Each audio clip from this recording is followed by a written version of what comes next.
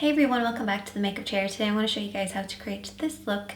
It's like the opposite of glam basically. What I want to teach you guys how to do is a really natural secret makeup look. This is very model-esque because a lot of the times you'll see models barefaced, but they won't be barefaced. They'll be wearing something very similar to this look that I'm going to show you guys how to create. Obviously this is going to look different on different people, but I focused on the main points on how to create that secret makeup look. So hopefully you guys enjoy it and let's get started. Oh, and if you follow me on Instagram, you might have already seen this one. I know a lot of you guys don't follow me on Instagram, and you should. I'm on Instagram stories every day. But if you don't watch it, this one is for you. But if you do watch it, I'm going to go into a little bit more detail. Lately I've been using this SPF by Clarins and I really like it. It gives my skin such a nice glow, and obviously it's also got SPF in it too. And then I take my eye cream. Now this is a really cool one because it actually gets really cold underneath your eyes. It just gives you like this more radiant, brighter sort of appearance. It's really good. And it's just in like a little stick form and you just roll it underneath your eyes. And I also put a little bit here on my brow bone. And it just cools your eyes down so much. I love how easy it is to use as well, because it literally is just a roll up and roll down, pop the lid back on, and you're done. And then I just massage in the excess.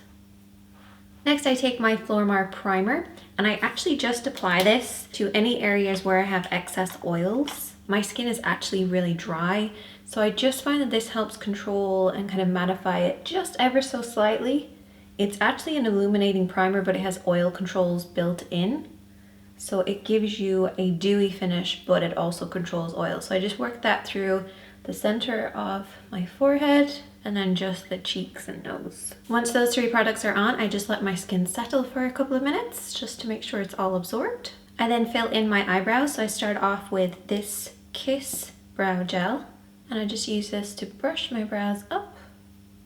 And before that has time to dry, I take an angled brush and a black eyeshadow. I do have black hair, so been using black eyeshadow. I know I always used to say it was against the rules, but in this regards it actually works. And I don't fill in my entire brow, I just fill in where I need to. So I just follow the natural hairs and just fill it in. And then by the time the gel sets, it looks like you're not really wearing anything on your brows, but you are. See, it's barely made any difference. This isn't done and this is done, but there's just that slight tiny bit of definition. So I mostly just focus on this area at the top, this area at the bottom, the outer edge, and then just this area here blending up with whatever's left over on the brush. And you want to work quickly to make sure that the gel doesn't dry, because otherwise you won't get the same effect.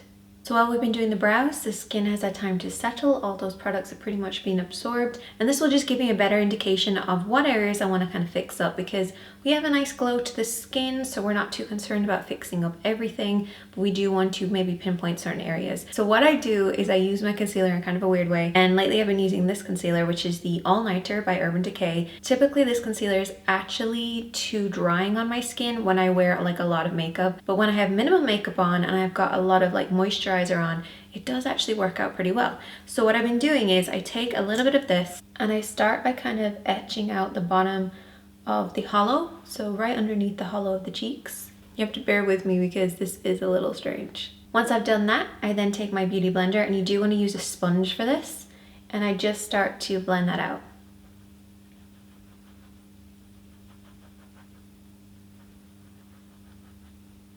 And I blend it like all the way down the jaw and towards the chin. You have to work quite quickly with this product because it does set. And I find the damper the sponge is, the better. And then I bring the product up towards the nose and across the lip. And then I literally just start to blend it around. By highlighting this area, it actually makes my cheeks look a little bit more defined. I don't have to then use bronzer or anything like that. It allows that shadow to show up a little bit more.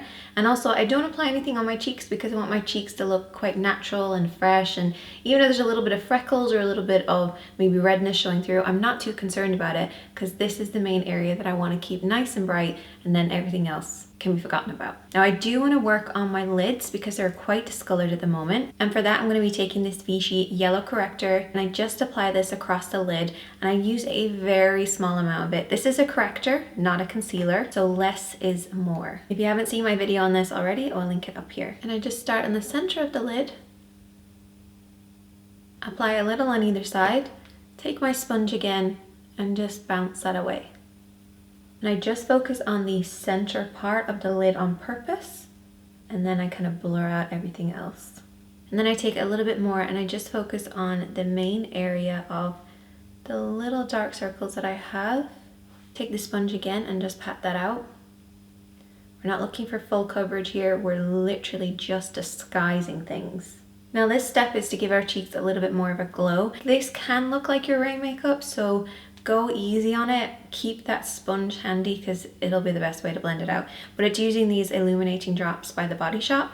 I've tried a couple of different ones of these, but I find that this one's the best one for looking like you're not wearing anything. So I just take a little bit on the back of my hand, tap my finger in, and just tap that on the top of the cheeks.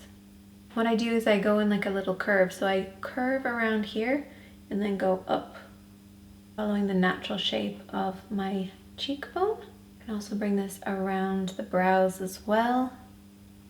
Take whatever's left over in your hand on your sponge and just bounce that again. Next I'm going to take my favorite new mascara. This is the Lower Lash Mascara by PIXI, and this is going to give you that secret lash effect. So bear with me while I explain this. So this is a really weird mascara wand. It's literally like a stick with just little ridges on it, and the very small amount of mascara only comes out at a time, which I really like. So what I'm going to do is I'm going to actually paint down my lashes from the roots down. You want to make sure you get all of the lashes. Only use a very small amount. You want to allow that to completely dry and then take your eyelash curler and curl them. You have to be careful though, because if it's too damp, it will grab hold of the curler and you could potentially pull out your eyelashes. So you don't want to do that. And I give them a very gentle squeeze. And if they feel like they're stuck, just very slowly open it like this.